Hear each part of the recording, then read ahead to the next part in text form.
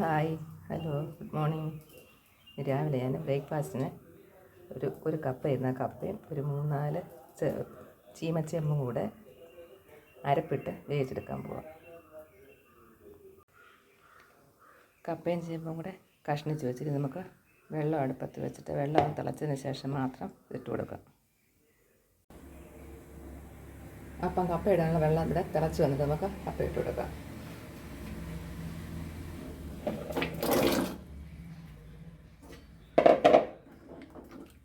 ഇളക്കി അടച്ച് വെച്ച് കൊടുക്കാം. കപ്പയപ്പം നന്നായി തിളച്ച് വന്നിട്ട് നമുക്ക് ഉപ്പിട്ട് കൊടുക്കാം. കിഴങ്ങ് വർഗ്ഗങ്ങളൊക്കെ വേവിക്കാൻ വെക്കുമ്പോൾ ഉപ്പിടരുത്. അതൊന്ന് തിളച്ച് വരുന്ന ഉപ്പിട്ടാൽ പെട്ടെന്ന് വെന്ത് കിട്ടും. അപ്പം ആവശ്യമുള്ള ഉപ്പിട്ട് കൊടുക്കാം. ഒന്നുകൂടെ ഇളക്കി ഇനി വേകുന്നത് വരെ അടച്ച് വെച്ച് കൊടുക്കാം. നമ്മുടെ കപ്പ ചേമ്പ് അരപ്പിന് വേണ്ടിയിട്ട് കുറച്ച് തേങ്ങ, 2 അല്ലി വെളുത്തുള്ളി, 1 ചുവന്നുള്ളി, 2 പച്ചമുളക്, സ്വല്പം മഞ്ഞൾപ്പൊടി, ഒരു 2 തണ്ട് കരിവേപ്പില. ഇത് നമുക്കൊന്ന് മിക്സ് ജാറിട്ട് ഒതുക്കിയെടുക്കാം. നമ്മുടെ കപ്പ വേവാതെ നോക്കണ്ടേ? നമുക്ക് നോക്കാൻ വേണ്ടി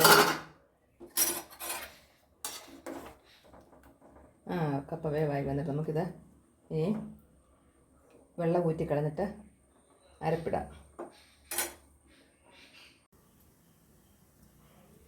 കപ്പയൊക്കെ ഊറ്റിയത് ഇതാണ് അരപ്പ്. നമുക്കിത് ഇട്ട് കൊടുക്കാം.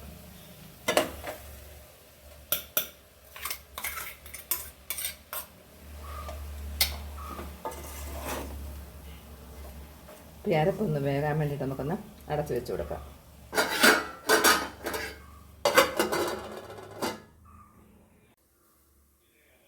അപ്പോൾ കപ്പയുടെ അരപ്പൊക്കെ ഒന്ന് വെന്ത് വന്ന് നമുക്ക് സ്റ്റൗ ഓഫ് ചെയ്ത് ഇത് ഇളക്കി എടുക്കാം.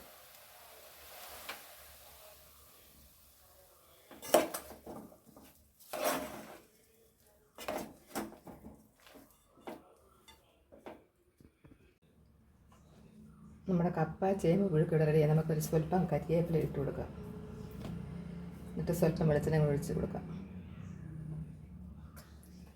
ഇതൊന്ന് അടച്ച് വെച്ച് കൊടുക്കാം.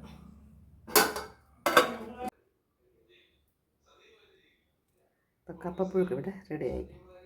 കപ്പയും ചേമ്പും കൊണ്ടുള്ള പുഴുക്ക് റെഡി.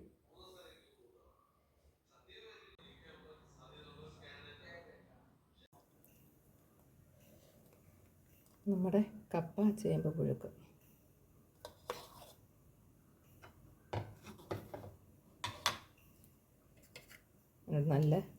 നന്നായി കാന്താരി ഇട്ട് കൊടുത്ത നെല്ലിക്ക അച്ചാർ.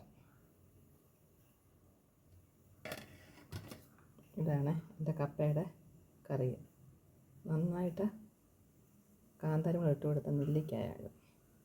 എന്നിട്ടത് അച്ചാറിട്ടേക്കാം.